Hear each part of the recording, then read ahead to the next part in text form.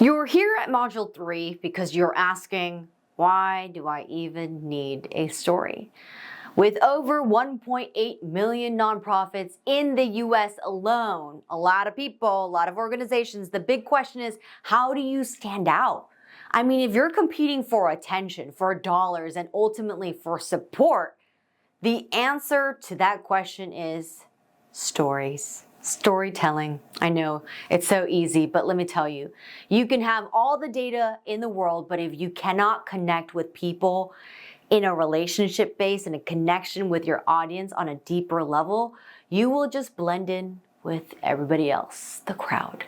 So today we're going to talk about why is it that you need a story, but not just a general story, but a story that hits home and make people say and do things and go, yes, I want to be part of this. I have to take action.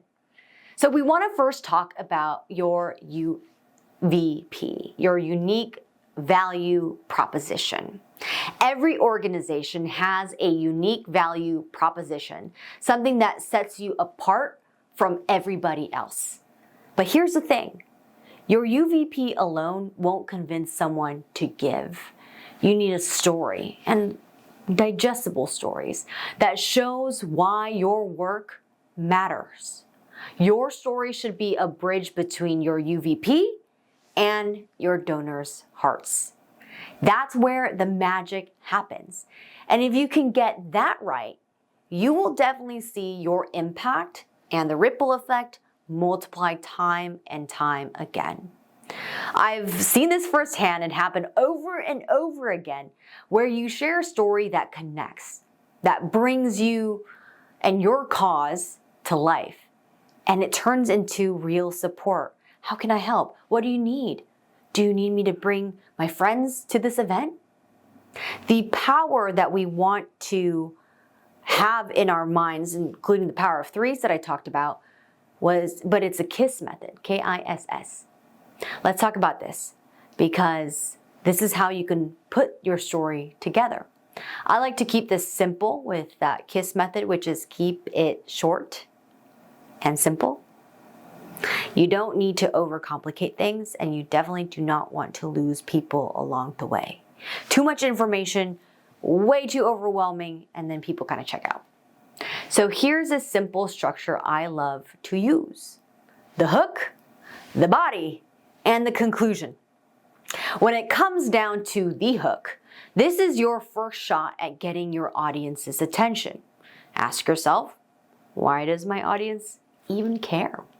Why would they care? Maybe you start with a powerful story, a moment that grabs them emotionally. Think of it like this. In the first few seconds, you're giving them a real reason to feel. That's the key. Feeling, emotions. And I always say the hook is where you show your donors that your cause is also their cause. Then we go into the body. The body is now that you've got their attention, perky, no, I'm focused on you. You want to be able to share and tell them how you're making a difference with their support. This is where you show how your organization's value and also explain why you're different, you're unique. Don't just throw out data, it's part of it, but tell them and share how you're impacting real lives. And remember what we've talked about in Module 2.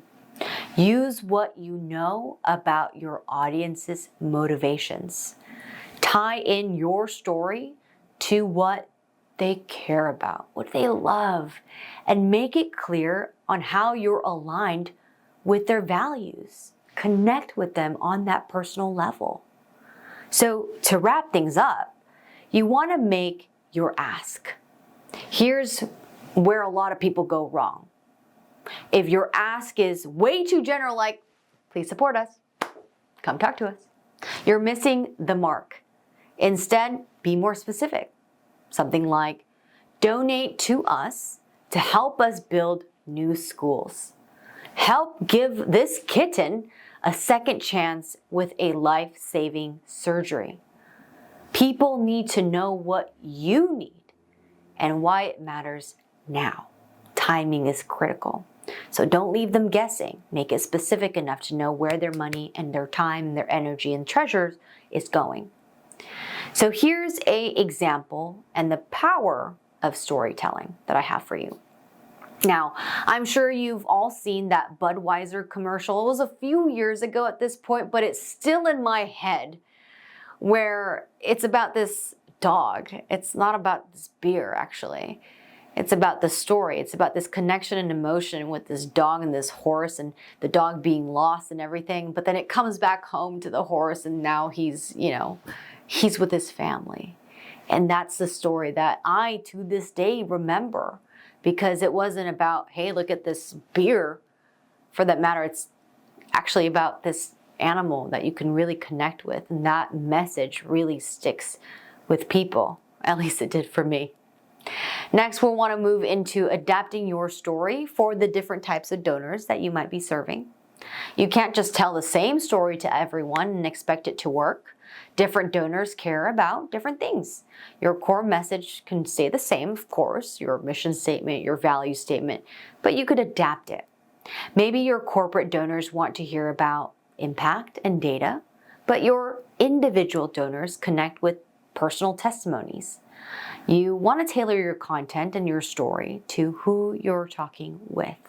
And that could be on newsletters that's segmented to particular groups. That could be on social media or paid advertising or even earned media, you name it. But at the end of the day, everyone should be led to the same conclusion.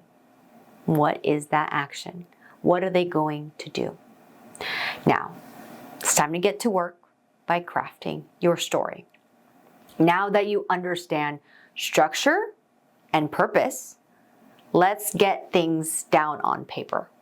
I want you to start thinking about your own story and the organization's story and how they align, where it overlaps, kind of like a Venn diagram.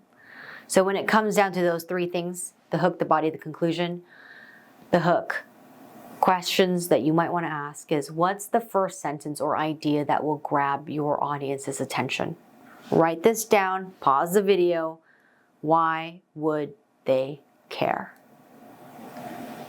Take a pause.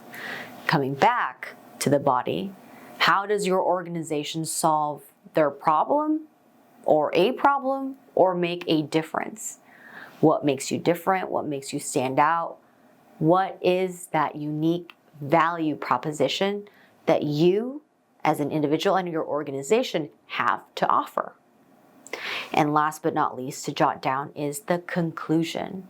It's the action step. It's what next step do you want your audience to take? And being specific with your ask. What do you want them to do next? With that, great job, pat on the back on getting your story started.